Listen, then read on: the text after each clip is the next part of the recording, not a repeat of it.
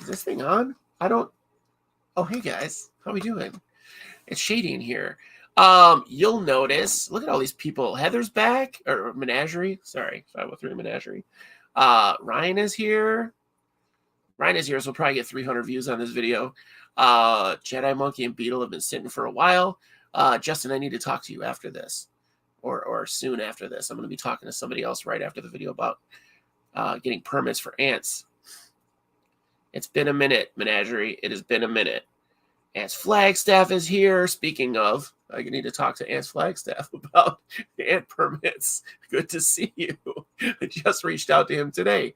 You will notice, speaking of ants, you will notice my Canada hat. I'm representing Canada on our vote day for the midterms. Hope you guys got out and voted. I hope you voted for who I wanted you to vote for. But if you didn't, that's your right. That's your. You have the right to be wrong. That's fine. I mean, we got Wally. I got this hat and some socks sent to me today from Canada, from another Jaglone. So Scott Ellicott just decided, I should have known because he asked me for my email or for my address. I just give my address out. I don't care. I don't have a P.O. box like you smart people. Margaret McKay. I don't know that I know you, Margaret. And oh, there he is. There's the man.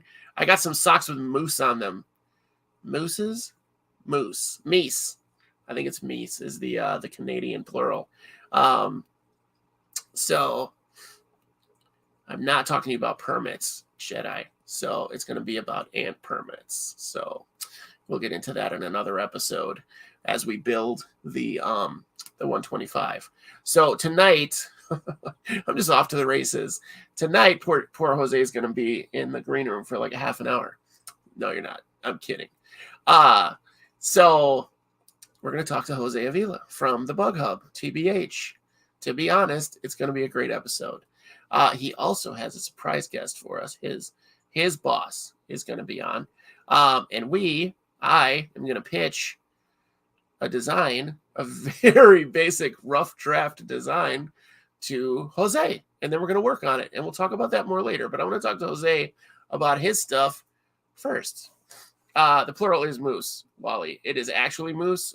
We will deal in some actual information on this show, but it's Meeson. Heather, I don't know where that's from, but I remember that from something. It'll come to me in the middle of the episode and I'll yell it out. Here we go. Jose, welcome back. How's it going? Hold on. I kicked you out. Wait a minute. I can't see anything on this one. There we go. There we go. It's good to have the guest on. Usually make myself little. Yeah. How's it going? Welcome back. Yeah. I see people are coming up. I saw Margaret there. I know you don't know Margaret, but Margaret is good people, so I'm glad she's here. I may know Margaret. It gets to be confusing, and I don't recognize people if I haven't seen them in like 3 weeks. So it's like, who are you? Oh, right. Got to check back through old texts. Yeah, exactly. Well, hey, man, thanks for coming on. Yeah, of course. We're going to talk to you about kind of the process of development. Last time we talked to you about your vents. We talked about some of the production. I don't think we got into too much of the actual like design of the things that you're putting out. So if you guys don't know, I have pimped Jose's vents, his vents that he makes for enclosures repeatedly. But if you don't know that, I have, and I will again. He sent me a dozen or so, and they revolutionized my bins. So, good to hear. And it took me a while to dial it in because I figured out you can dial them in. I added some screens because I have my Dalmatians, my vulgar orange Dalmatians. They escape all the time, no matter what I do. So I had to try to fix that. But and by screens, I mean the what is it? The spandex, the light people put in there. Yeah. But there's so many things people use. Yeah. Cotton, whatever. I don't even know. Right. Chris H. I don't know who that is, but welcome to the show, Chris. Yeah. Look at all these people. Nice. Beetle Guy's going to be the stand-in mod tonight. So you've got a lot of stuff on your store. As far as, well, not a lot, but like several items that you've designed yourself. Yeah.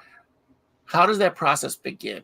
Like you just showed us. Did you want to show Yeah. off that other item that you just showed me as an example? So this type of thing. Yeah. Yeah. Yeah. Yeah. So so and just so people know, this is just basically a cover, a replacement cover for the Exoterra Nanos that I did for my tarantulas, so they wouldn't get hung up on the screen. So a lot of what I have put out there originally started for myself, and just I was seeing how people were doing things, the whole DIY thing, right? And that's great. I love it. Why buy it when you can make it, right? But so I started, but I'm one of those people that I'm like, I don't like the way that looks. I don't like the way Yeah. that looks. I don't like the way that glue's sticking out. I don't like the way that tube's sticking out too far in. So I'm like, you know what? I'm gonna do something about it. And I did things for myself. And then one day I'm just kind of looking and I'm like, hey, it all looks very uniform, and let me get it out there. Let me see what people may think, if anything, right? Yeah. Then I put it out and I got a fairly good response. And then the more people bought them, the word of mouth got out there. And I was kind of up to my ears in just making them. It's quick. It's quick to get overwhelmed, isn't it? It is. It very much is. But that's kind of how, realistically, how it started. And then, once you make something, you want to make it better. Yeah. If there's a way, sometimes you come up with something and it's like, well, I may not be able to make this better, but I can make another version that can be better. And so that's what I've been doing lately, actually. It's a time-consuming process, right? It really is.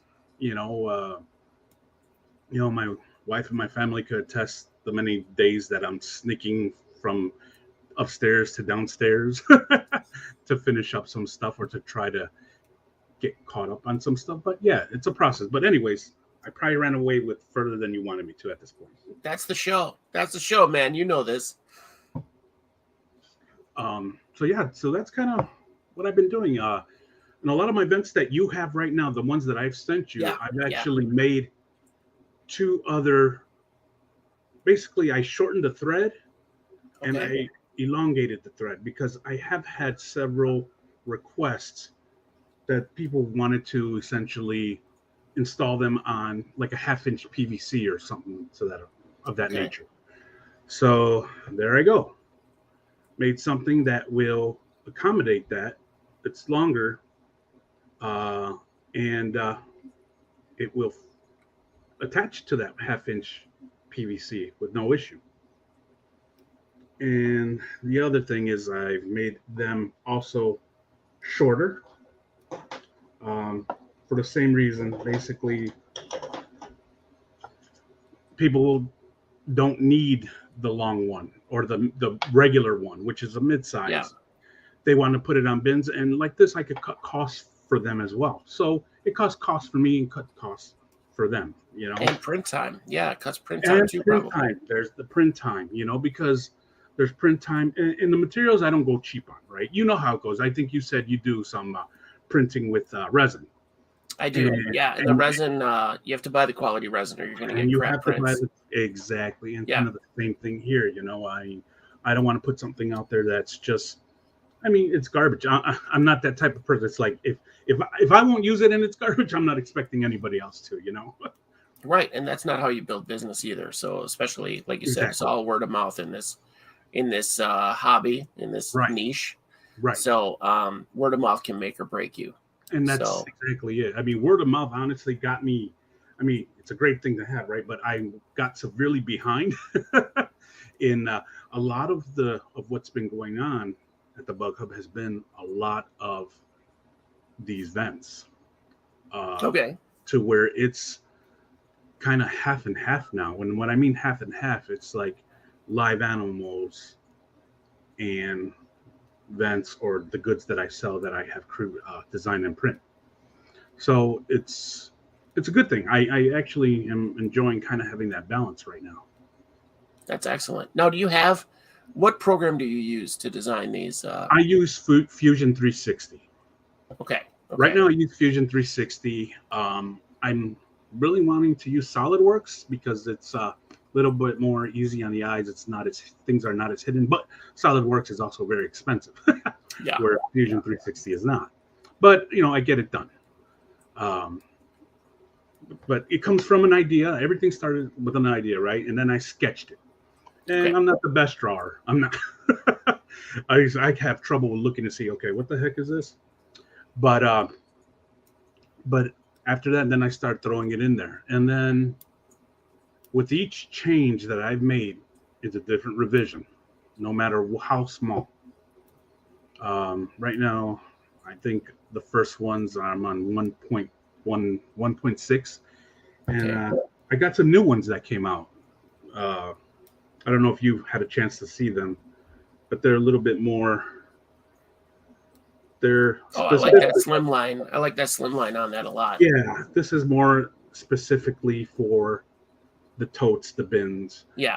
So there's two sizes of these. Let me just stop you real quick. So I like the sizes, but I don't know if you guys can you screw that cap back on there again?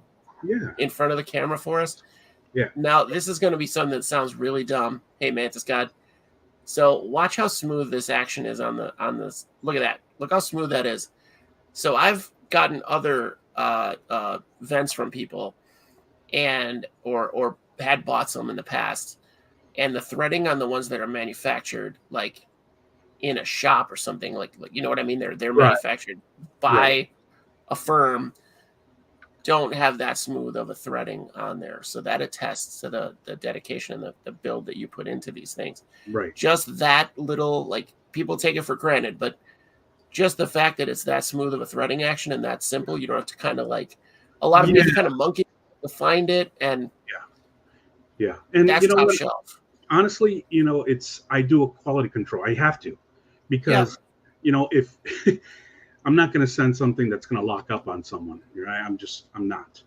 So I do a quality control on every single part, and it's, I've gotten to the point where it's just a process, and it's, it's a process and it's done. It's done. So, because, sometimes, it's not a perfect print every single time. Sometimes there'll be just that little loop of filament that may be in the way of the thread. And it's like, I can't, if I just send it out like that, someone's going to get to get bad word of the mouth. It's not worth it, right? It really isn't. Yeah. I'm not the type of person that wants to put something like that out there. Right, which is good, which is great. Yeah. That dedication to your own product is huge. Thank you. Sorry, my co-host is here. Do you have your boss? Is your boss Shira? Is she around?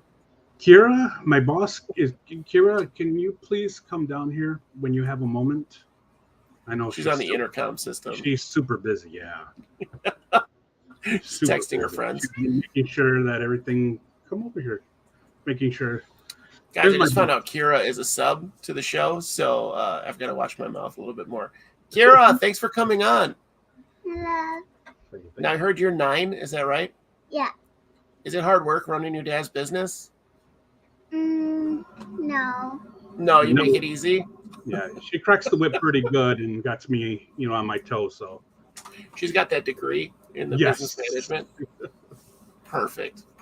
Yeah, she's a big help, and honestly, she helped me start this, to be honest with you. So it was me and her who started it, just kind of like, COVID and stuff like that. So, she has history. I mean, there's a few pictures that if you ever go back to my Facebook, you'll see where she was starting to help me put boxes together and stuff like that. So yeah, she's been a good help.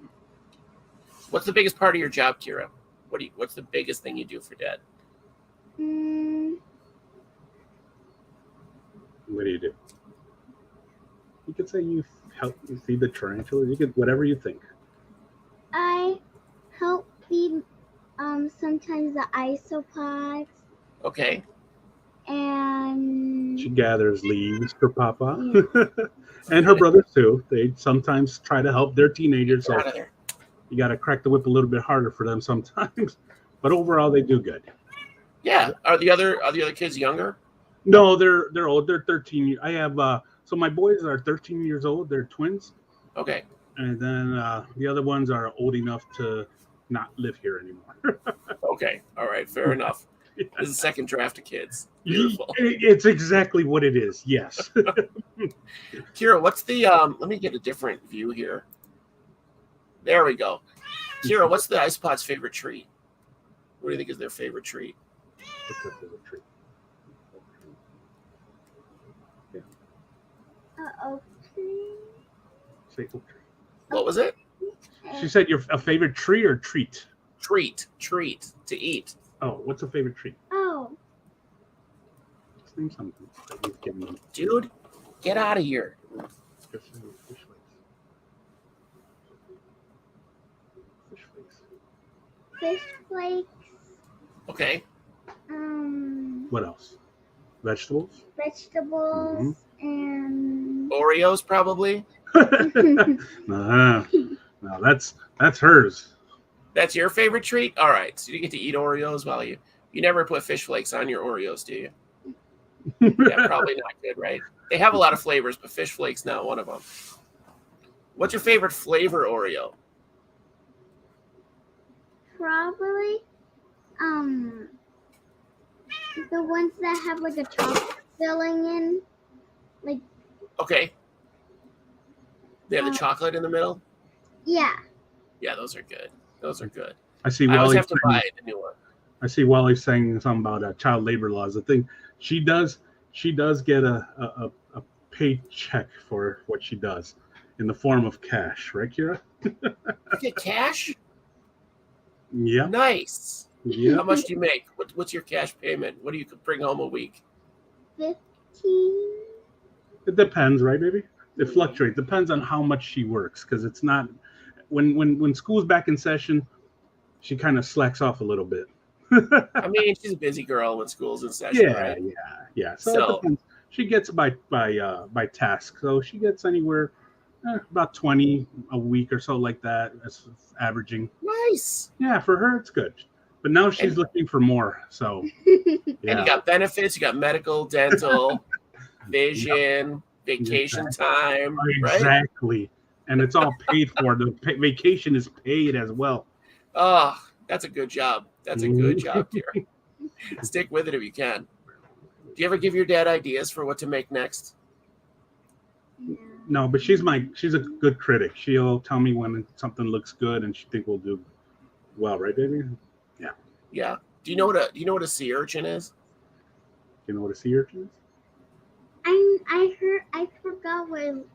I know what it is, but then I don't know what it They're is. those little spiny balls in the ocean.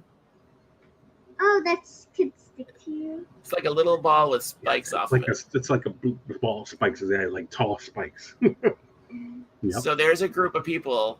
You should look it up on YouTube afterwards. But there's a group of people that they have these sea urchins in their aquariums, and this species, they have little suckers on the end of their spines. So they'll put like a piece of sponge or something on their head to try on top of themselves. I guess not their head, but to camouflage.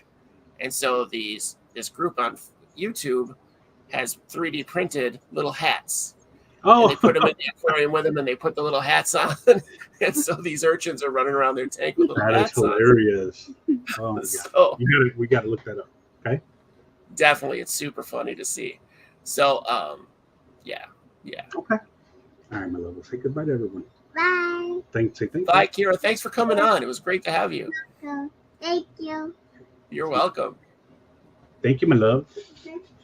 I can't tell. I don't know if she's younger than Ophi, but she's tied for youngest guest we've ever had on the show. Ophi's 9 too, but I don't know like where they're at. So She just turned 9 in October. okay, then I think Ophi's a little older, couple months maybe. Okay. So, and mine is 4, going on 30. She told her mom today she had a hard time at the playground today with the other kids, wouldn't play with her. And so she was ready to leave. And my wife was like, "What's wrong? Are you okay?" Yeah. And my daughter's like, she's almost 5. She says, "Do I have to spell it out for you?" I'm telling you, if they get younger and younger and doing that type of stuff, these children, they use words that I wasn't using probably till like 2 years ago or something, and it's like, Yeah, the stuff they come up with, and I'm like, where did she even hear that from? Like, I've never said that phrase in my life. Right, exactly. Like, if it's a swear word, yeah, that's probably me. That's probably me. Yeah, she yelled about something playing cars. She was playing cars at daycare, and I got a call from the daycare lady because they were all beep beep honk honk. Yeah. And then my daughter yelled, "Pick a effing lane," and that shut down playtime for a little while. So that's my fault. That's Yeah. I take 100% credit. Sure. That's So what were we talking about? We were talking about how it goes from the idea. So you do your sketch, which, believe me, I'm totally on board with. I'm fairly good at sketching, but when I'm doing like prototype stuff, it's very rough.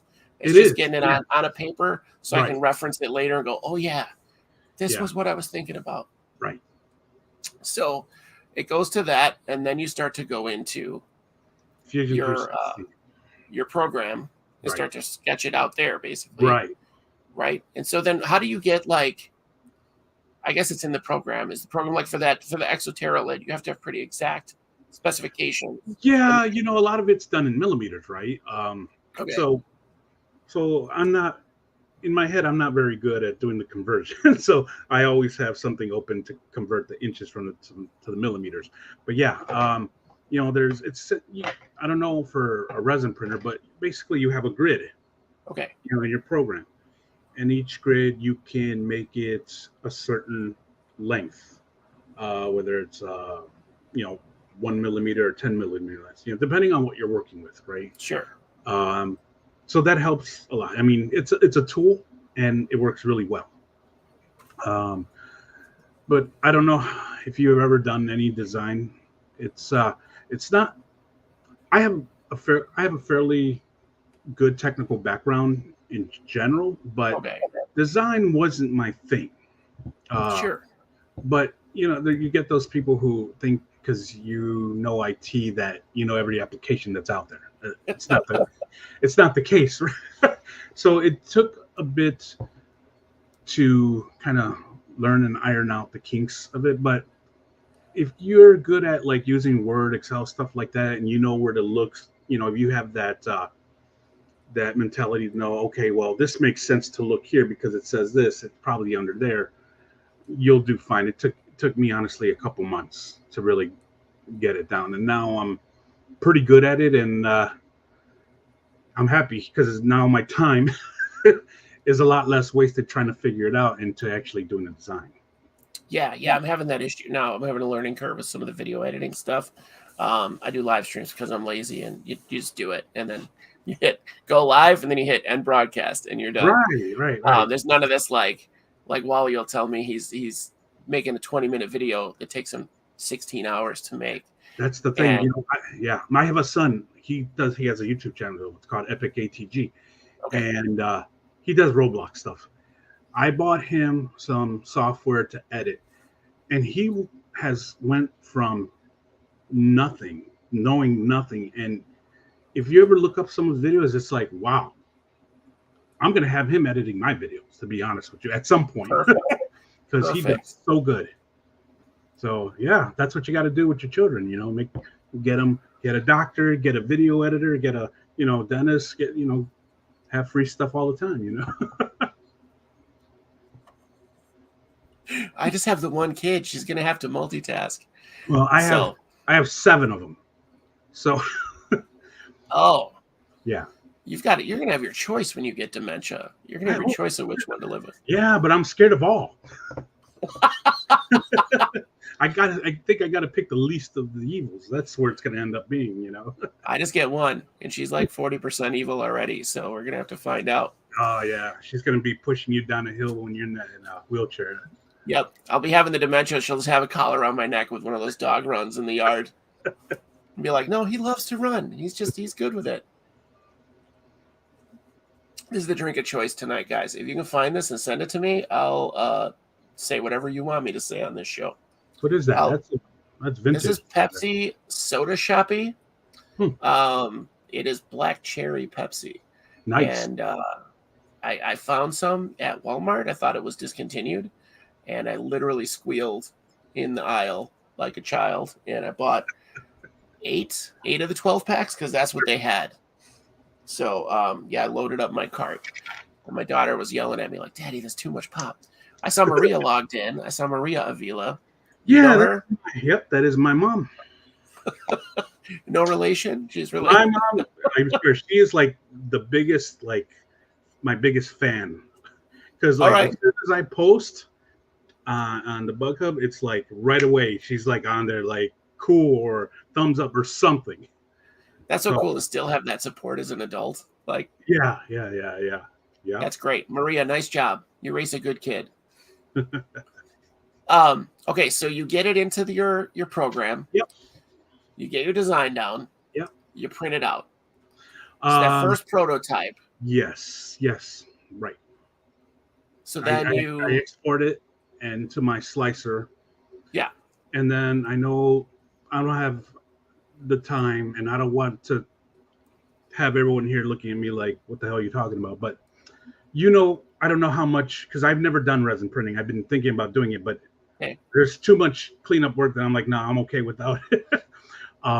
But in the slicer, there's endless settings. Yeah. Okay. And so you try to go with the basics first, right? These are they're more products that are used as a part. So I go with the normal settings. I don't do any fine printing on it. Okay. And I make sure I want a decent layer.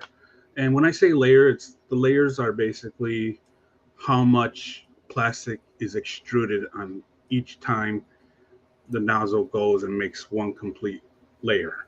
One circuit, so those layers could be 0.2 millimeters, 0.15, up to 0.6, depending on the nozzle. Yeah. So guys, just so you guys know, if you don't 3D print, the slicer program, so you build your model or you have your model and you set it to where you want it. I'm pretty sure it's the same for FDM, like this process. So with my resin, I have to set it the way I want it. Then I put my supports on so that it'll support all of the layers. So it's printed in layers, right? So like one on top of another.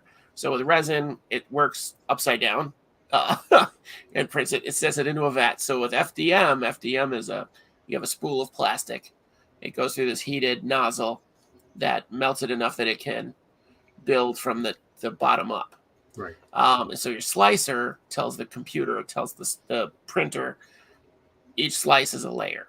Okay. Right. So that's what the slicing is. The slicing does that. And usually in the slicer, you can detect where there's going to be like a void that you need to accommodate. So like maybe you missed a support and it's not going to print part of the model. Right. Okay. Sorry. That was technical stuff for people that might have questions later. I think we kind of had to do it just so that way, they kind of know what's going on. Right.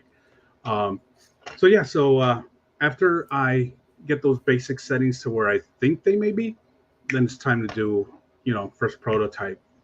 And, most often it's not going to be the one, but that's where you figure out what you need to do and at that point, you'll know, is it something in the slicer or is it something that's actually more of a dimension thing that, I could stretch it in the slicer, but often the time that's not going to do it, right?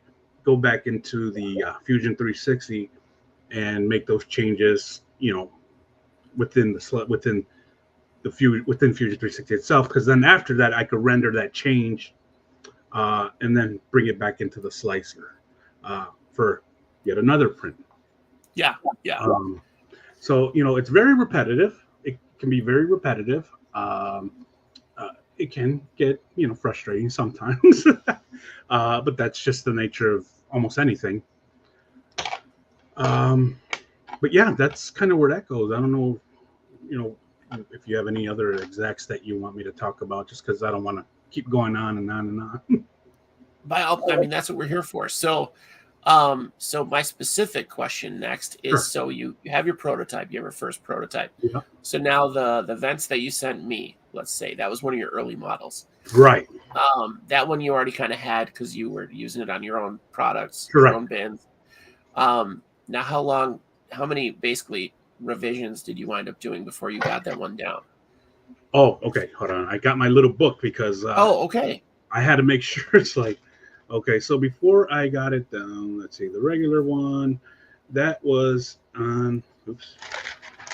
Here we go. Before I got it down to where I wanted, I was at 1.7. So, Okay. so 7. Honestly, it's not that bad. 7 changes later, that were some were significant and some were very minute. But yeah, so 1.7 was the actual release. Okay. Okay. So that's not bad. No, no, it's not. It's not bad. Like, let me bring something just for an example. So I started printing out replacement latches for bins. Okay, because Right. Right. We talked about this last yeah, time we talked, I think. so I make a few for the bins that I use and that I feel are used mostly out there in the hobby, right? Uh, I sell them on my store and I sell them on Etsy too. I have a Etsy store, so I will have people contact me saying, "Hey, do you do this? Can you do this?" Or a lot of times it's like, "Well, that's really a brand of bin that I don't know, and is it worth it to you for me to do it? Because I could do it, but are you going to pay me for the time that I need to sit down and actually design this?" That's what people don't understand. A lot of times people think that printing, you just throw something on there and it's done.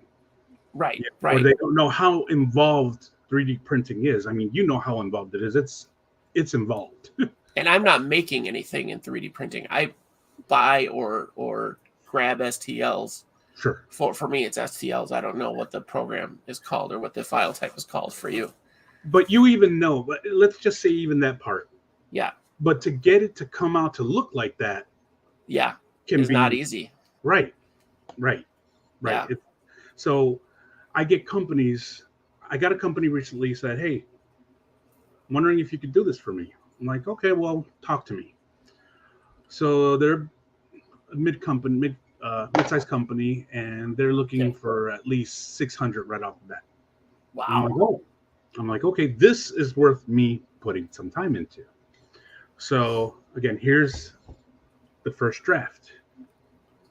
Okay, Okay. I make everything in blue on my first draft. So you can see I'm going to try to, it's good, but it's not exact. Oh yeah, you can see the differences right there. Yeah, you see the, like, there, it's enough that it doesn't shut correctly. Yeah, you can see that it's wider on the where it would be the side. Right. Um, yeah, there's a totally difference there. So Yeah. how many times did that take you? Like how many? This was my first time. Yeah. So I went back to the drawing board and I'm actually gonna, I got some stuff, like all my printers are running right now. So this is what's gonna go next again, like the revision. So the gray one is the original, like that's Correct. from the product. Okay. Correct. Okay. This is what they sent me. So I get people that are always trying to get a hold of me for those things, which could be both good and bad. I'm not a person who likes kind of turning people away. Sure. But it's a time thing. It really is. This takes about what? It took me about, it wasn't too bad, 6 hours maybe to design Okay. it. So Okay. it's honestly not bad, but if they're looking to do 800 rounds, I'm like, okay, I can waste 6 hours. To do 800 units. Mm-hmm. Yeah. But I'm gonna need that money up front because I don't want you backing out. Right. I'll get to that point a little later on when they're, but yeah, no, they're very good people. They seem, and they're local. They're in Bridgeview, so that's a good thing. Okay. Yeah. Yeah. I would say 6 hours isn't a huge no, time crunch, but when you've got family and job and all these other things you're balancing, 6 hours can be a lot of work. It can, but we do it, right? Yeah, we do. Yeah, we do. I have too many projects. Mine are just hobbies, though. They're not at all to try to make money or sure innovate stuff. Because I haven't put anything like that forward. Like anybody that I've had on before that designs their own things will tell you, like, I'm an idea guy. I come at people with ideas. Yeah. I haven't seen too many of them hit reality. Sure. But I still have to try the one for the isopod hides. So I had a really good idea that was very simple for that. So to build, and you can have it. If you guys want to try it and use it, you get the calcium clay and whatever other bits you want to put in there, eggshell or whatever.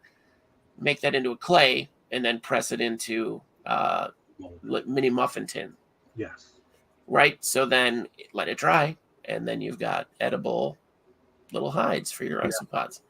So try it out, guys. I've done it, but they crumbled. I didn't have the right consistency. Right. But my isopod still ate it. So either way, you win. Right. Yeah, I tried to use something, some cellulose clay too. It's like shredded newspaper in that for body, and it wasn't great. It wasn't great. So yeah, even without the 3D printing, I understand a little bit of the prototyping process. Yeah. So, and trying to get that just right, I get that frustration too, where you're like, it's so close. Yes. Yes. But then you get it to print right, and then you have to put it into use. You have to see the practical use of it as well. That's the thing. That's like the first thing I think of usually, right? It's because I don't want to waste my time into something that's not going to be practical. For me, it may be practical, but it may not be practical just to like, if it's practical for me, I'll make it, right? So I guess that's already done, right? But to make it better for myself, I don't know if I'd put too much priority on it if I didn't have them out there for people. Yeah, there's things that are acceptable for us in the hobby. Like I have some slap chop things that I've done that I'm like, that's fine. Right. But if I was going to share it with somebody else, I'd be like, yeah, do this, but do it better. Right. Here's how I would do it the second time. Right. Or whatever. Because I just give advice for how I did, like my ant farm thing. Sure. Like how I did that. It's like, it works for me, but I would definitely do it this way if I did it again. Exactly. Yeah. So, because people ask, like, what did you see Kira logged in now? Oh, did she? Yeah. So good job, Dad. Look at you got 2 generations of Avilas with support for you. Yeah, there she is. There's something else. They love it. They'll come up to me, kind of like, Dad, when you die, do you want us to keep the bug hub going? It's like, well, I guess I wouldn't like to die right away, but it's going to be your decision, right? It's going to be your decision because you're going to have family. You're going to do your job. So that's really going to be up to you. Mix my ashes in the substrate. Yeah. Oh, boy. That's good. I like that. I want to get turned into frass. Then you're out. What a way to go, right? Right? How about it, guys? How many of you guys would donate your body to your isopods? I want to see that poll number. I should put that out. I can do polls now on YouTube, guys. So. Oh, really? Nice. I didn't realize you had to be a certain level of. I think it's a matter of being on for a certain amount of time before they let you do it. Probably. I don't know. Josh, I don't know if you ever saw one. I wanted to throw this out there just because I don't know if you ever saw that. It's something simple that I made. What is this? I don't think I've seen this. Right. So essentially, what I made this, and this is kind of like the finished product. You can have this or this. This one is clay coated. So essentially, I call these springtail jungle gyms. It just popped up. It's like whatever. It's a jungle gym, right? We talked about this. So I didn't see it though. It's for cultures, your springtail cultures. Yeah. And when you put it in there, essentially, instead of just having that one first layer and they're crowded up in there, you can add this in there and it kind of gives them levels. Gives them that surface area to take advantage of. Correct. Exactly. And honestly, they do really well. A lot of people like them. But I don't think I ever brought it out, but I wanted to bring it out since I had them with me right here. Dude, and so how much are those? How much are those in your shop? I think you know what? I don't even know. I think these are like $3 and these are $4 just because I have to. $4? Yeah. That's super cheap, man. We need to talk about pricing. We got to up your game, bro.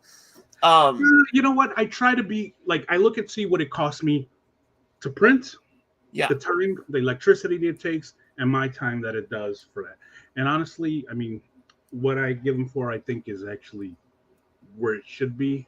Super reasonable. I don't want to be one of those that is like price gouging people because I don't know.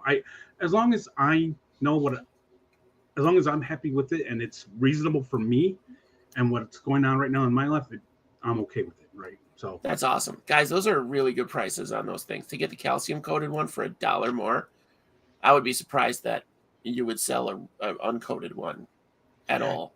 People like to do their own thing. So Yeah. yeah. Now we were talking. Can I see that again? Can you put it up to the camera? I want to see how big those holes are, the gaps are in between. Oh, yeah, sure. So this one's going to be thicker because Yeah. it has the clay. But so it's about here. That's how you measure. I was going to ask. So you definitely have calipers. Yeah. So that is 6.1 millimeter gap. I wonder, it wouldn't be hard to up that, would it? Like to No. resize it? No. Because I think that would work. We were talking about morning geckos before the show, and I think that would work with a morning gecko. Like for them to get in there. If the buyer covered it with something so they'd feel more comfortable going in there, like leaf litter or something. So Jose and I were talking about we'll jump into this and then maybe we'll come back to the products. I love that Springtail Jungle Gym. I hope if Ryan Pavey isn't watching this now, I'm going to bug him to watch it afterwards so he can see that, because Ryan's a good guy. He's a great guy. And what a young guy to be. He's kind of revolutionizing Springtails. I'll say it. Yes. I'll say it right here. Yes. I'm super impressed with how much he does for the Springtail hobby in general. I agree. But we were talking about morning geckos because I feel like that's an easy thing to maybe scale up some isopod things or think on that scale, because they're micro geckos. Micro geckos are super hot right now. There's all kinds of species.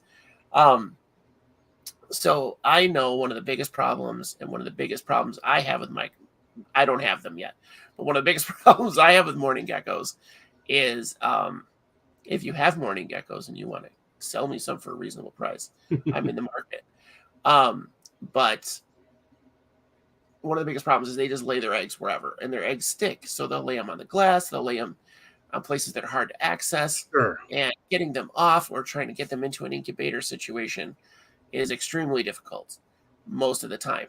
So I reached out to a couple friends who had morning geckos to see what they did. And 3 out of 4 said they just let them do whatever they want. And if the eggs hatch, they hatch. If not, whatever. And I think that would be my way to go. I don't think I would separate them. Right. But at the same time, I would want to see that development.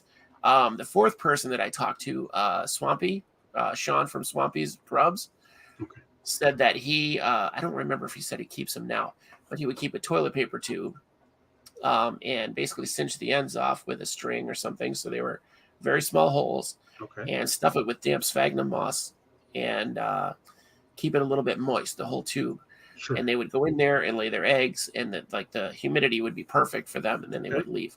So they would find that, obviously their enclosure is probably pretty small, and they would find that pretty quickly, realize it's perfect, and use that. And so once every little while, he would take those out, open them up, and find all the eggs. To me, that's utility, and that's great. Yes. I'm more of a visual guy, so I want to see things more aesthetically pleasing, right? Sure. So I thought, what would be a good middle ground between just letting them go and do their thing, and then encouraging them to lay in one space so you could at least see it happen, right?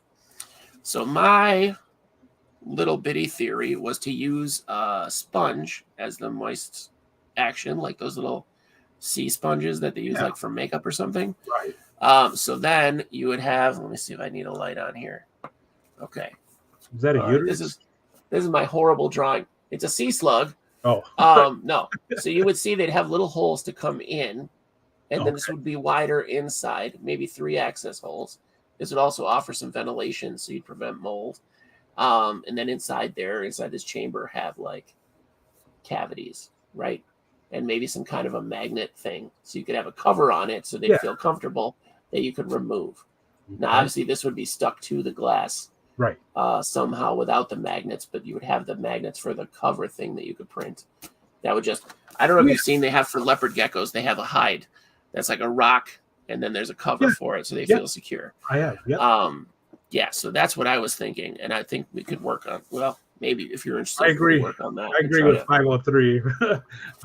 With 503, that's why I'm like, is that a uterus? Is that a uterus? I didn't hear that. No, that's next week. We're going to talk about animal vaginas. Oh. So, animal parts. Who'd you get on to go on for that one?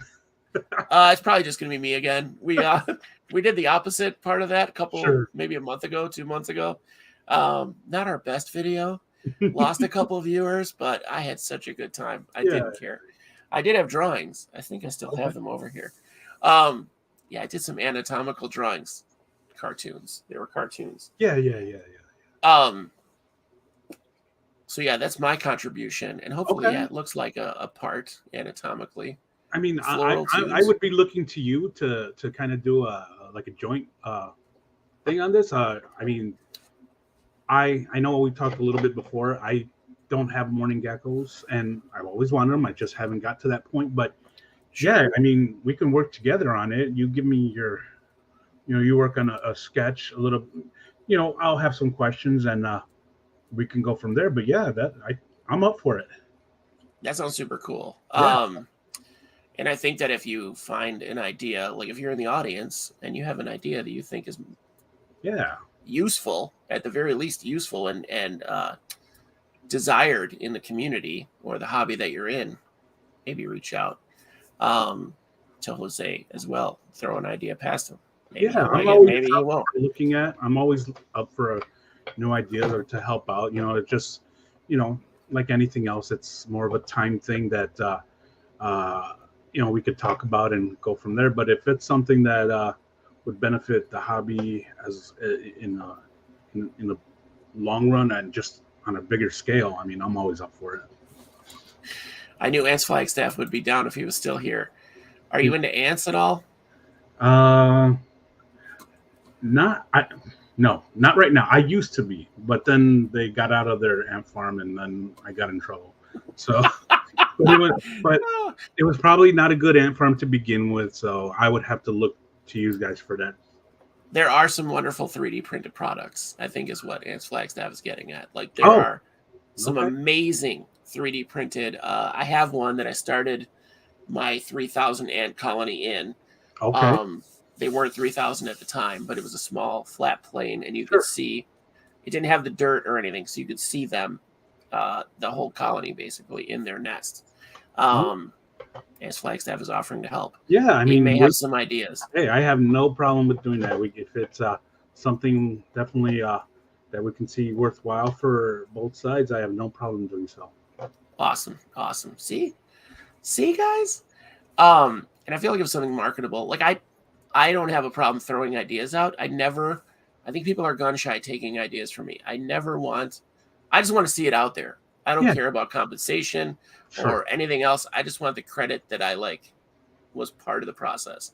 That's all I care about. Now, I don't care about the credit. I care about helping the hobby and getting the ideas out there that'll help, and the credit. Let's be honest. Yeah. So that other people are like, hey, you've helped Jose with this. Maybe you could help me with this. Absolutely. Yeah. Absolutely. Yeah. I will fix it for you, but I'll tell you how to fix it. Right. There you go. Exactly. So how long would it take? Like, that's not a lot of your designs are very technical. So that would be something almost more organic. Right. Like, how long would that take? Like, how long would that be something easier to make or harder to make? It's gonna just depend, because you know how it goes. It's like you may take something that looks like this, right? But to print it out, I may have to print it in parts for the proper support, depending on the shapes, the curves, whatnot, right? Gotcha. So really, it's just based on that, and then we'd go from there. But until we actually start doing something with it, then we could say, okay, maybe a lot of times I have changed. A lot of times I change my design for that reason. It's like, okay, you know what? It's going to be a lot of wasted plastic, or it may not print out right like this. So, there's a lot of here. Let me give, for instance, I always wanted to put on my vents something to let people know that they're mine. Okay. I I got to that point just because I'm kind of priding myself on the fact that I feel my vents are really good. Yeah. And if I can have something on there that shows that they're mine, I would love that, because I feel a lot of times people see them and they're like, "Oh, that's cool. Where'd you get that from?" You know? Yeah. Or they'll ask you, like if you were at a table somewhere, they'd be like, "Where did you get these from?" They don't assume you made them. Right. So I am going on another revision. So let's see if you could see this. I know it's kind of hard to see, but if you really look at it, it says TBH. It's Is that in kind the of center? yes, it's like a monogram. Okay. Okay. And it's not on this one, but on the edge here, I'm going to have my website on the inside here. Smart. And Smart. I know there's some people that have taken them and bought them and took them to shows. And I know they've given me credit for it, which I'm grateful for that. I didn't ask for that. But I figure like this, they don't have to worry about that. Yeah, it's know? already there. Yeah. So I feel like you should get credit. Like you've put a lot of work into this, and you've put a lot of effort. I have put a lot of work into it. I can't disagree with you, because I have, and it's just because I want to make them better. I want to make them useful to more masses. Yeah. You know, I'm gonna, you know, I know 503's in the audience, and I still have yet to send her some, and I apologize, 503. I've been really backlogged, and Russ is going to be getting some of my new ones, but I'm also be getting some to Deadly Tarantula Girl, so she's waiting for some too. And you know, to see what they're thought of, like what practical uses can you do around your, you know, and Deadly Tarantula Girl, she has, I don't know if you follow her, but she does so much with so many different kinds of animals that I feel like you know, these will have somewhere in hers. These smaller ones will have somewhere. Just about every single one she'll be able to find an application for. So, and Russ is another one. I think, you know, Russ. I'm sending Russ the new ones, but what I want to focus, kind of have you. So the insert comes. This is the standard one, just to hold it in. But you can dial up. You could dial your amount of ventilation with these guys. There's another one, but you see, it's only one port is open. Yeah, yeah. So if you Or want like if you want, you can do this guy. There's 2 ports open. Or you can do this one, 3. Or you can do this one where it's none, only the edges and the middle. Okay. So it gives you more options on how much humidity. Like I noticed on the ones that I've tested on isopod bins, I went from watering once a week to watering once every 2 weeks. Okay. On the ones that I've been testing. You know, but again, you want to dial it in for the appropriate species and stuff like that too, right? I'm not just doing anything, but just kind of to give you an idea of. I like the way that you can adjust it that way, and it's super easy to just pop those in and out. I can attest that it's super easy to pop that centerpiece in and out, no problem. So is this something you want to do every day? No. But if you're doing it to dial something in, right. And those extra inserts are super cheap too. So you could get a bucket of them for next to nothing. So it'd be totally in your best interest to get at least a few of each to try to see for your different species. If you have a bunch of species like most ice spot keepers. Right. So because I really feel like those moisture guys, there's so many different schools of thought right now in ventilation for isopods. Some people are, they're keeping them all different. Some people are, they're adjusting the vents per species. Some big keepers are no ventilation. They do nothing. And they think the ventilation is enough when they open it to feed or mist or whatever.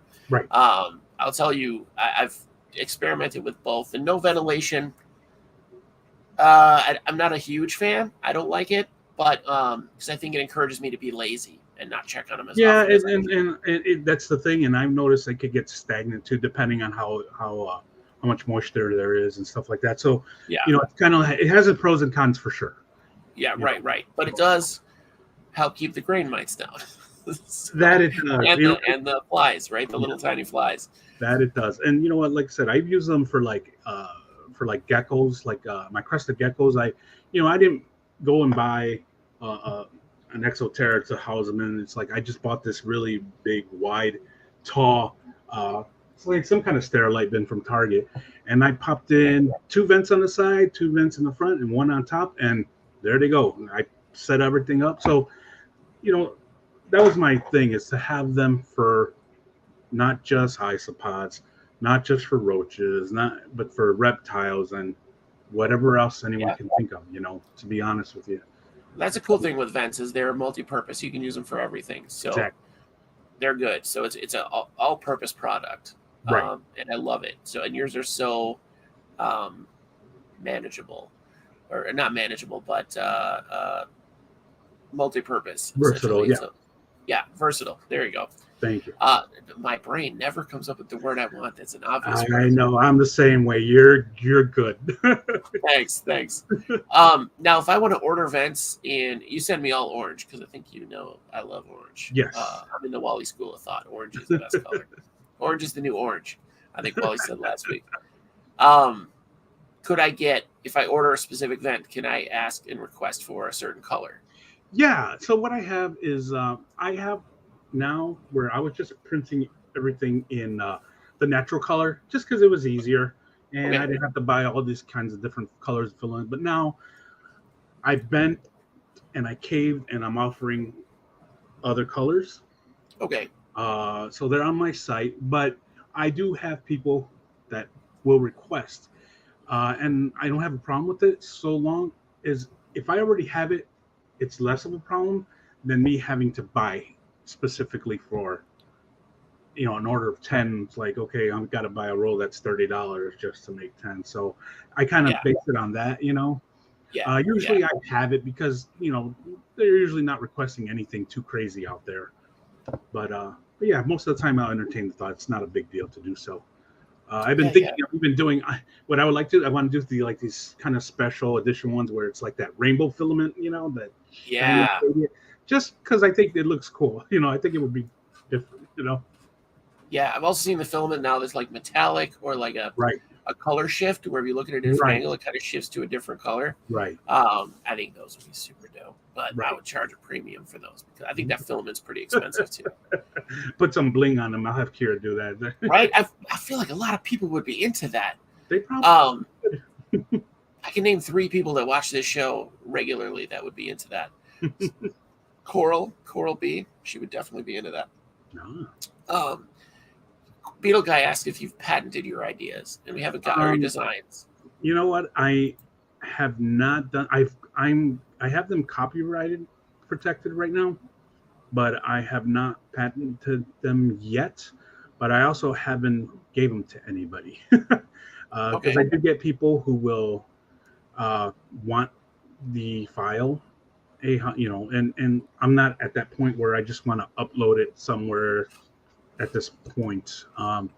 Is it something that I am making money on? Yes. I feel that it's decently priced as well. So I'm not thinking I'm going to give up that file anytime soon. Don't do it. They can design their own. So if you do it, you're going to see your designs on other Etsy shops. And yes. Yeah. And with no benefit to you whatsoever, except for like whatever you charge them for the STL. So, and good luck going after them to be like, that's mine. It'll never happen. Right. And I'm not trying to be greedy, but I feel I put enough work into them to kind of deserve that. You know what I mean? I think anyone who sees this will not think that that's greedy. That's just, it's your product. Like you designed it, you came up with it, you sell it. Right. So that's not greed at all. It's your product. So, and you're not bad mouthing any other designs. Oh, no, not at all. So there's none of that. I see like in a lot of competitive markets, there's people that are producing the same product. There's one product that's been coming up again and again and again, where the competition is cutthroat. Like people are savages, and it's a very popular product in the iSpot hobby. Right. And there are several people competing, and they are not friendly with each other. So I can imagine that being the same thing. Like if yours are taking off for you, and it's right now it's a niche market. Right. I've used 3 other vents that I've used from other people, and I haven't brought them on the show. Well, not them specifically as people, but I haven't discussed their vents on the show because yours are the ones that I prefer to use. So, Thank you. yeah, and I mean they're good. Their vents are fine. I just have my preference, and that's the one I want to promote. You know, the one that Right. the ISO Buddy stamp of approval, right? Right. Which There you go. Exactly. Yes. Thank you. it means what it means. I don't know. But I definitely would recommend them, the product. So just based on the vents alone, and then the look of the Springtail Jungle Gym, we talked about it when we talked about having you on again, and I totally forgot about it. Yeah. But seeing it in person, Sure. that's something I want. So, and I just really have.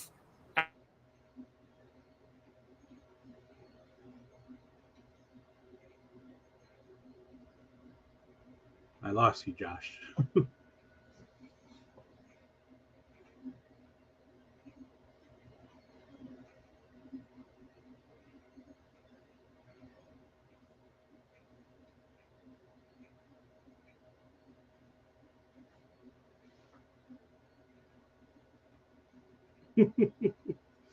I know, right? Am I still on or no? Still, there you are. Yeah. Yeah, there you are. I was like, hey, there's 2 guys right there. Internet totally out on me, so I don't know what happened for a second there. It was crapping out a lot the last few episodes because of the green screen, like I said. Oh. So I have to finally get a better computer on top of the other 5,000 things I have to do, and then run a line through the floor. Oh, Ethernet. Yeah, I got it. Josh left us again.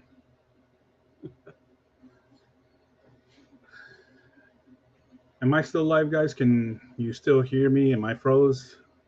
Anyone?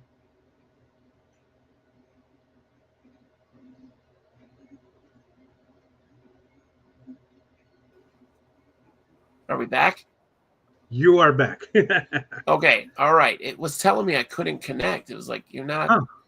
Is the wrong password or something? I don't know. My password enters automatically. I don't know about you. Yeah. I'm just gonna put the green screen back up. The hell with it. Have some Van Gogh stuff up there again. So because that wasn't a big enough issue. What were we talking about? Patents, innovations, the Springtail about thing. the deserving, and don't give my file out and stuff like that. And I think that's where we left off. But I wasn't. We were around there. So, but yeah, no. Okay. You were talking about the Jungle Gym, how you seen it finally. I think that's where we were at. To see these things in person, I'm definitely going to pick up a few. Oh, I was going to say I just have one species. I have orange springtails. Okay. So that were a gift from another. Well, not really good, like a trade from another keeper.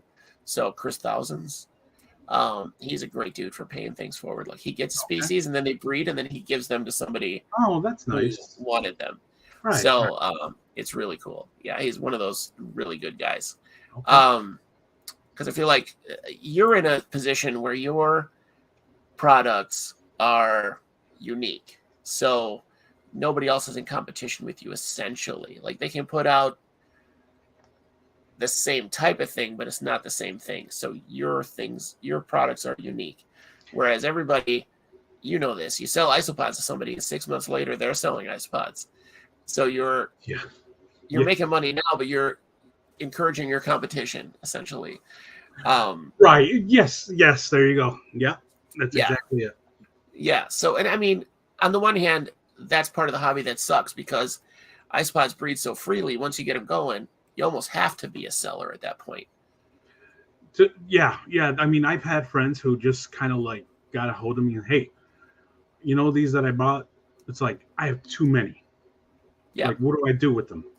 I'm like, well, if you don't want to call them, you know, you could give them to me. Yeah. And, you know, I'll do a trade or something like that. But yeah, it's like you almost have to. And it's hard. It's hard because then everybody, that's the idea. Everybody gets that idea. And I'll see it all the time on Facebook. Hey, I had this and now I'm looking to sell them because I have so many of them, and so like everybody's out there trying to do the same, where before it was like very much a niche. Now it's that niche is expanded. You have to get the crazy species now. Correct. Everybody's getting crazier and crazier species. And then what do you do with the old ones? The good thing about the isopods is a lot of the old ones are bread and butter. There's still a lot of people that just know about bioactivity. Exactly correct. Yeah. Mm-hmm. It's exactly where I'm at right now is that point where I am focusing. Before, what I did is I tried to have something for everyone. I was actually had a conversation with my wife earlier. I wanted something for everyone, right? Okay. But then you see the trends and you see what people are actually wanting and needing, and a lot of time it's either a species to say I got it, or the species to help with the bioactivity for dart frogs or for geckos, lizards, snakes, whatever, right? Whatever they use. And so now I got to that point where I'm clearing these guys out because unfortunately you're just there. And I don't mean it to sound any way, but when you're doing a business, you got to look and see that the time that you're putting into those specifically. And, if there's nothing being made, it's like, then I have to rearrange to kind of streamline my process and, financially as well, absolutely. So you got to appeal to the people, to the masses. It's not what you as a keeper want, essentially. Yeah, I have mine that are my own, and that's I'm great with it. I love it to death. But it's kind of like, you get to that point where it's like, I used to be a mechanic when I was younger. I loved working on cars. Then I got a job doing it, and I no longer liked it because people were telling me what to do, and not an authority way, but kind of, this is what I want for my car. Oh, well, that's not fun. Yeah. So you got to try to keep it fun for yourself to keep it going. I feel in whatever you do, really, to some degree, because then you just get stale. Right. Right. So luckily, my daughter, my kids help me still achieve that. That they're young enough to where it's like exciting, and we get together and we'll look at documentaries together on stuff like that. So thankfully, cool. They're kind of like my saving grace, if you will. But yeah, so like you said, everybody essentially gets to the point where they're a seller when they start buying a few, and they're very addictive. You get one, you got to have two, you got to have this one, now you got to have that one. People that call them Pokemon are totally on board, totally on deck, because you got to catch them all. You got to have. I kind of stopped. I kind of got out of it. The only ones I have new are like gifts that I've gotten from people, which I'm totally grateful for. But I really don't.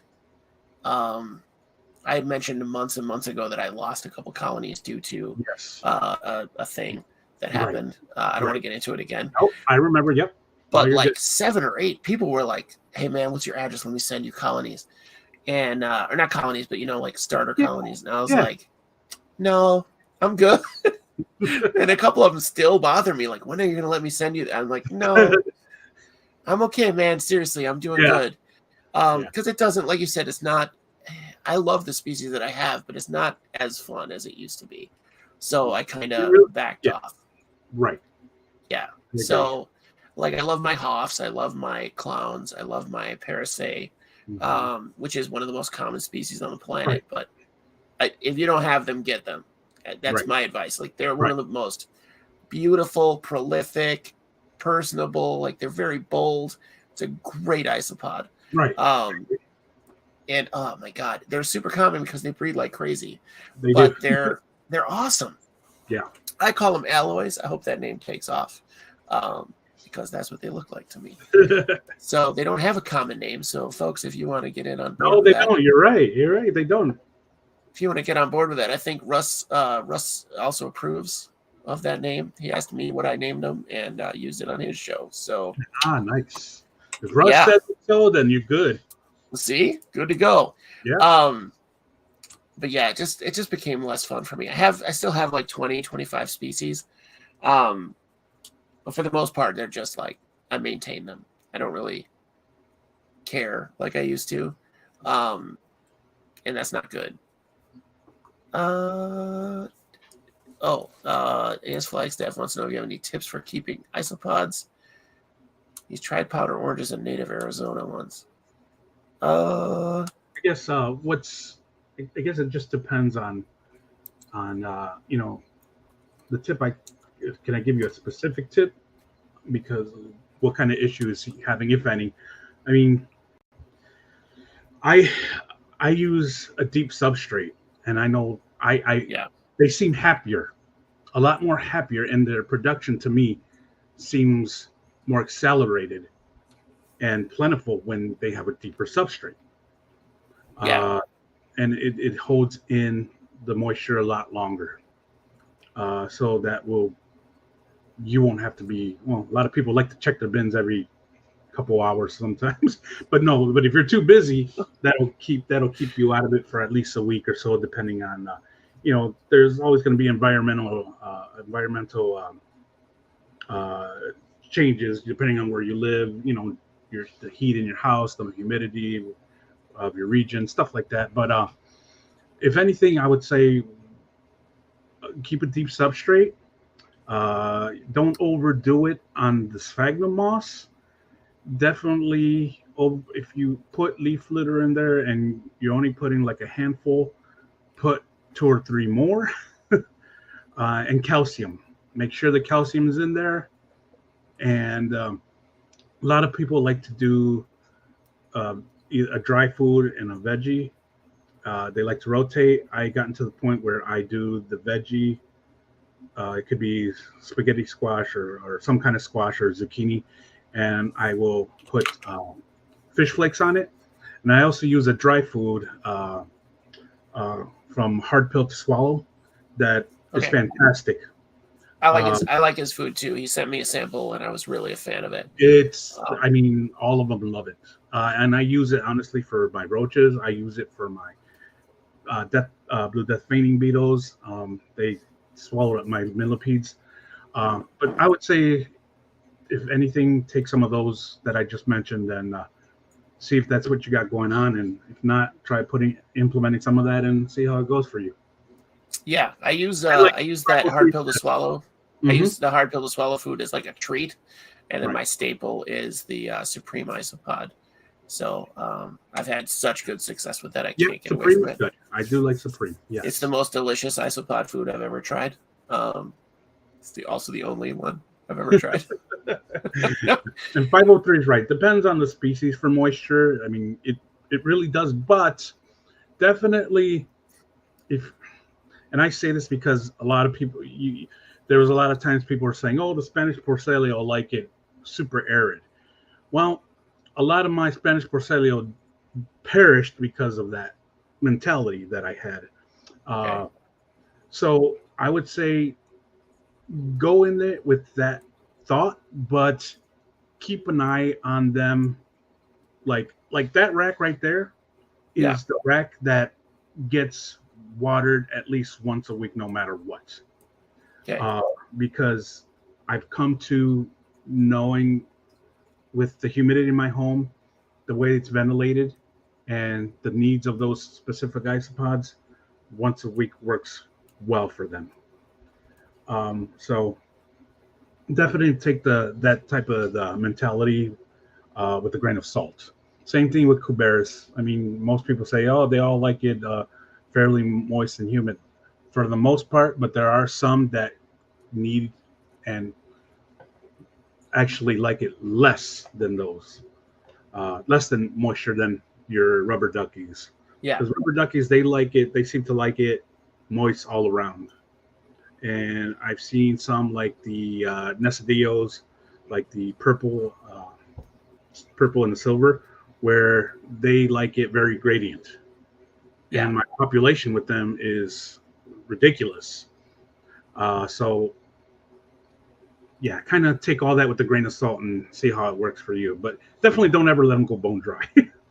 No, I have one bin, my Hoffman Segai, my Porcelio Hoffman Segai. So they're in the big sweater bin. You know, it's like Yeah. 2 feet long and however wide, because they're Titans. Keep them big. And my population is pretty good right now, but I keep one corner. It's about a sixth of the whole enclosure that's kind of walled off with rocks. And then it's just basically some dirt and sphagnum moss there. Yeah. And then that is wet. I keep that pretty wet. Right. And then the rest of it is just, it never gets watered at all. Right. It's just dry. So then they can come and go. They know where they're going. They have to try to self-regulate. Right. Yeah. And I hardly ever do that. But when I have it, I have hardly ever see them in the moist section. So they must just hit it and forget it. That was gross. I shouldn't say that out loud. That's a gross phrase. Yikes. So the other species, I would say when you get a new species, this worked for me, is I kind of went with what I thought was common sense for other hobbies and applied it to isopods. So I kept sphagnum moss up one side, like about this far up the side of the bin, this thick, and then on the bottom, the whole bottom, with sphagnum moss like a barrier, essentially, like the moisture barrier. Then my substrate. And I thought that would help keep it from getting compacted. Then I kept the sphagnum moss, the whole side, the one side wet, damp, and one side dry, until I figured out what they wanted. So if you have any confusion with that, Flagstaff or anybody else that's new, just keep an eye on them. Because when you get new isopods, you're going to be watching them every day anyway.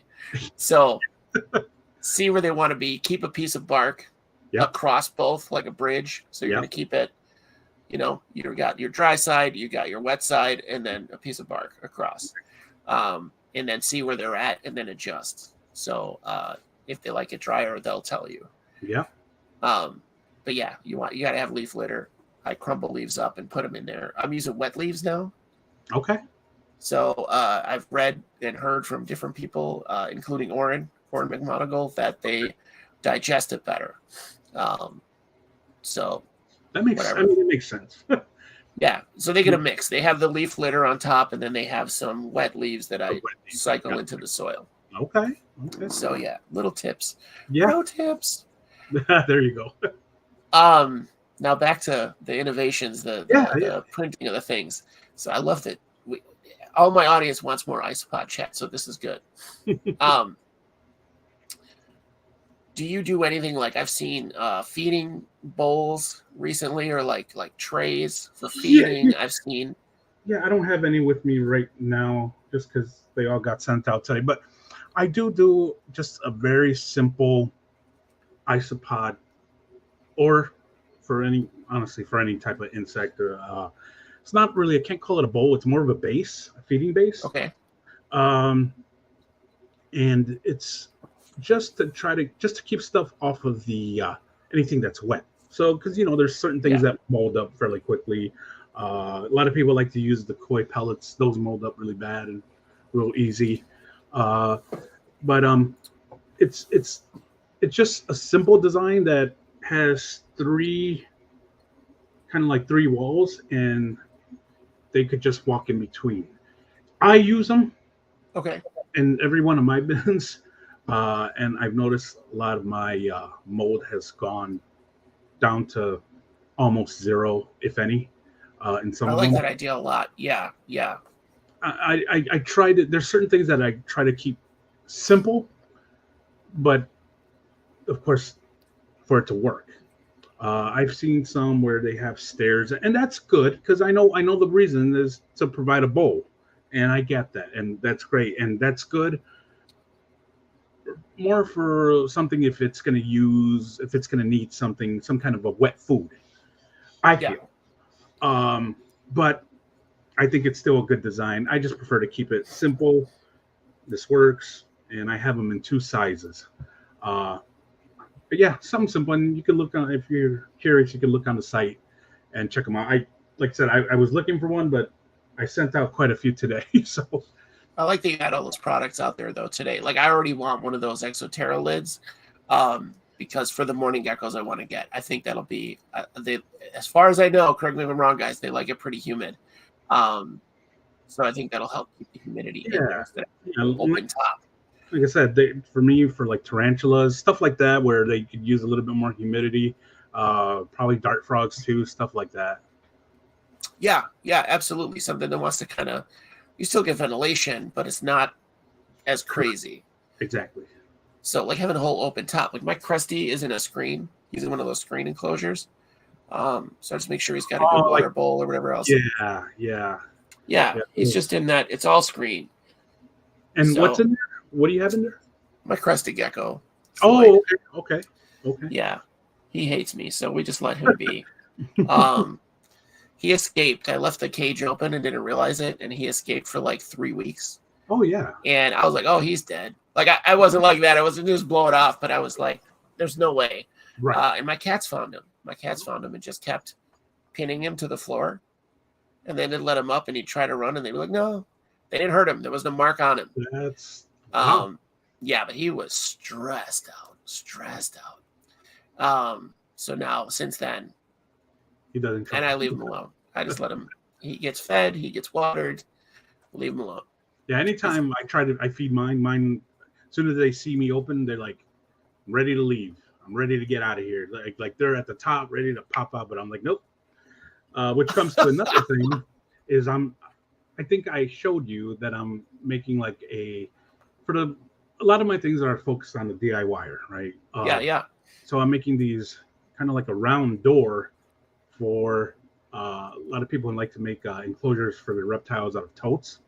Yeah. So I'm making a round door out of 3D printed, so it will actually have a latch and a hinge, and they can actually, instead of opening the lid to get in there and there's a wide open space, they can essentially just put their arm in to do whatever. Like a porthole, kind of. Correct. I like that a lot. So I think the only question I would have is how do you cut the hole to that size? Because I had an issue with your vents, like getting the right sized hole saw. The drill. Yeah, the hole saw, because otherwise it's this hillbilly, like jagged. Right. And on my site, I did, just so you know, I did update kind of like what I use on there to get that size. And I have a thing that I use to debar to basically get that little crusted plastic off. But they actually make hole saws that are huge. But it just depends how big you want to go. That's the thing. It's definitely something that I drew up already. I already rendered it. I will test it on mine because I know I can use it, and it'll just be getting it out there to a few people to see. It's very niche, like you said. A lot of things are. So, it may take off, it may not, but it's something that just my brain's always trying to think of. If it made it easier for me, I can make it easier for somebody else too. I feel like that would make it super easy for a lot of people, and that would be something. Because again, your prices are super reasonable on all your stuff. I feel like that's something that would take off. There are a lot of people that keep, a lot of breeders, a lot of guys that keep their stuff in totes or a tote-like situation. Right. And that, like you said, opening that lid is nerve-wracking. Like I want these morning geckos, but I know Exoterra, like the whole third of the tank opens up in the front. Right. I'm not good at catching stuff. I always freak out that I'm going to squish it, Right. Especially little tiny geckos, but yes. I would be very nervous that they'd make a break for it. Right. So, and down here, I mean, they could live forever down here. Right. Yeah. So, which might be good to get rid of some spiders, actually. So, I guess I had an egg sac hatch or something recently, and I just have a billion baby spiders. Normally, I'm catch and release, but now I'm like, nope, sorry, too many. You got to die. Right. Yeah. Get it. But yeah, I think that would be something that would be really good. Like, there's already people saying that you're a genius for that. So I appreciate it. Thanks, guys. Not a genius, but I graduated and stuff. That's what I like to say. But like I said, I'm open to any suggestions. If any of my stuff that's out there, if you have an idea to make it better, and that I take constructive criticism very well. He does. Honestly, I can say that for sure. Because after getting your vents, we talked a little bit. And I didn't have much to say, but Yeah, but I mean, you said plenty, so no, you're good. I appreciate everything you've said. You've always been upfront with me, and I appreciate that. well, that's just that's how I have to be. That's just me. But yeah, man, I think, guys, if you haven't hit the bughub.com, go hit it, because it's definitely not a one-stop shop, but you'll be pleased with anything you pick up from there. I can guarantee the quality. So yeah, thank you. Yeah, and then anyone can reach out at any time. There's a contact thing there. It goes directly to my phone, and I can't tell you that I'll do it immediately, but I will get a hold of you. So yeah, we got lives. Everybody's got lives, right? Yeah. That's what they say, right? Yeah. So yeah, man. Does anybody else have any other questions? Running for the open door isn't a huge problem, but there's a few variables with that. Okay, yeah, I bet there is.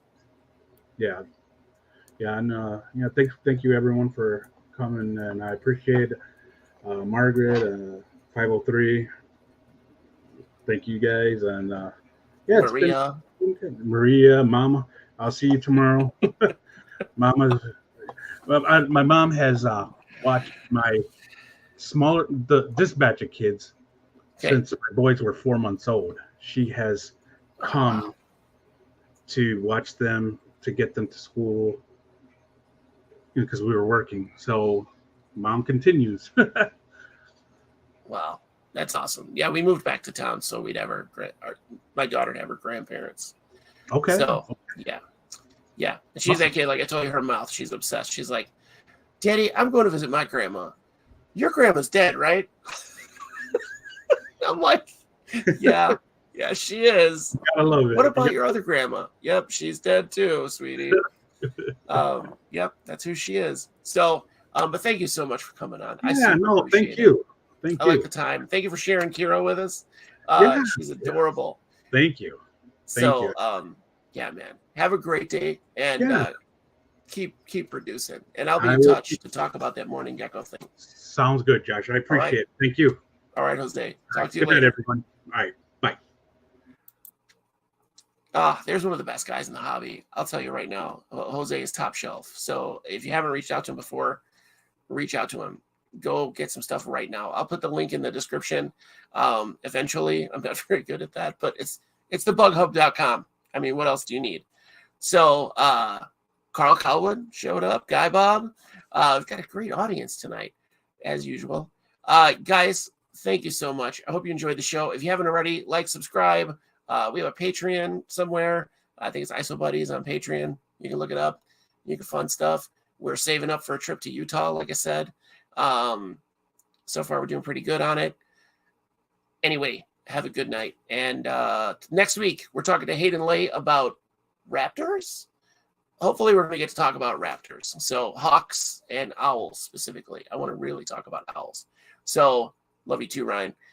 Have a great night, you guys. Thank you so much for coming.